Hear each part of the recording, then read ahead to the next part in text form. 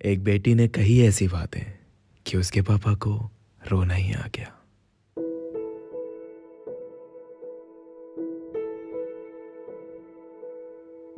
पापा, क्या मैं इस काबिल भी नहीं जो मुझसे एटलीस्ट एक बार ये पूछ लिया जाए कि मैं आपके इस फैसले से खुश हूं या नहीं।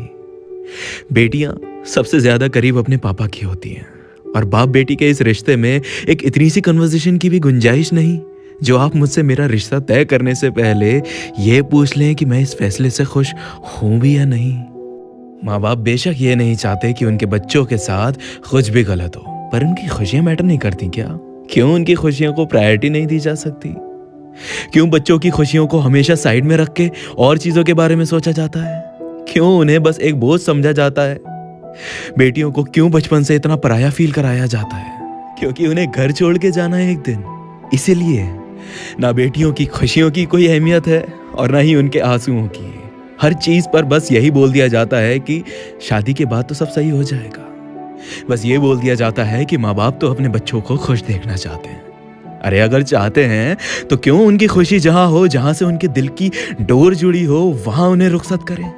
क्यों माँ बाप इतने ओवर कॉन्फिडेंट होते हैं कि लव मैरिजेस सिर्फ टूटेंगी ही और अरेंज मैरिजेस सक्सेसफुल ही होंगी? क्या अरेंज मैरिजेस नहीं टूटती हैं?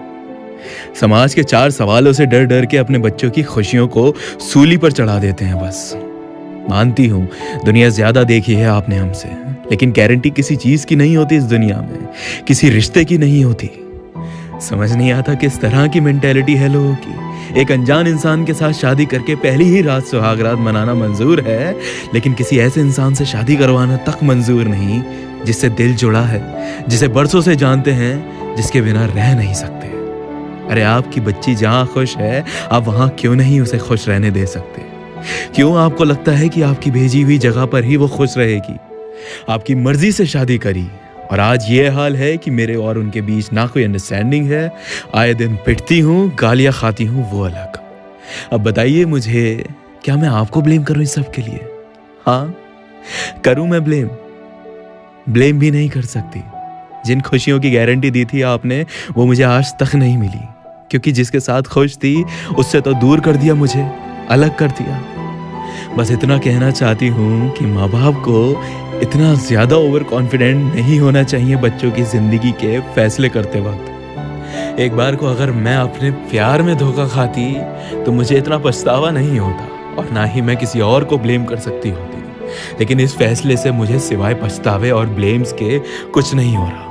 मानती हूँ आप कभी नहीं चाहते कि मेरे साथ कुछ बुरा हो, पर जोर जबरदस्ती करके आपने जो भी कुछ किया है उससे सिवाय मेरी जिंदगी बर्बाद होने के कुछ और नहीं हुआ।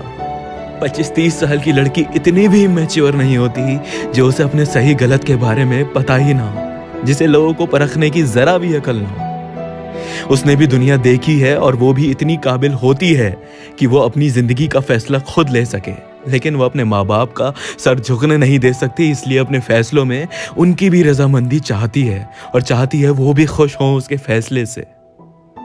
मगर यहाँ कोई समझने वाला ही नहीं है, बस समझा देते हैं और अपने काम से मतलब रखते हैं। जब रोते रोते उसने अपने पापा से फोन पर ये बातें कही तो उनका दिल भारी हो गया और उनका रोना छूट गया।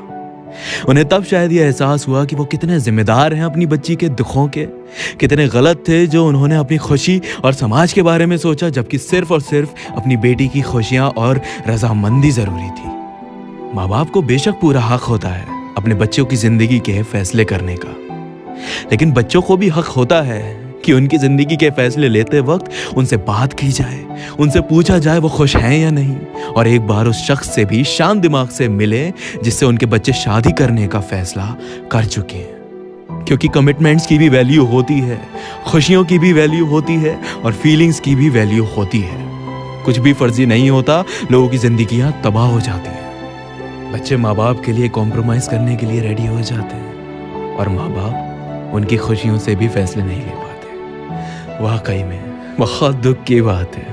न जाने कितनी मोहब्बतें आए दिन दफन हो जाती हैं सिर्फ इसी वजह से। पता नहीं ये बात वो समझ पाएंगे या नहीं, लेकिन हमने बहुत अच्छे से समझ ली है कि हम कभी ऐसे माँ बाप नहीं बनेंगे जो अपने बच्चों की फीलिंग्स की वैल्यू ना करें। हम अपनी समझदारी के साथ साथ उनके जज्बातों की भी कद्र करेंगे, ताकि उनके और हमारे बीच दूरियां ना आए।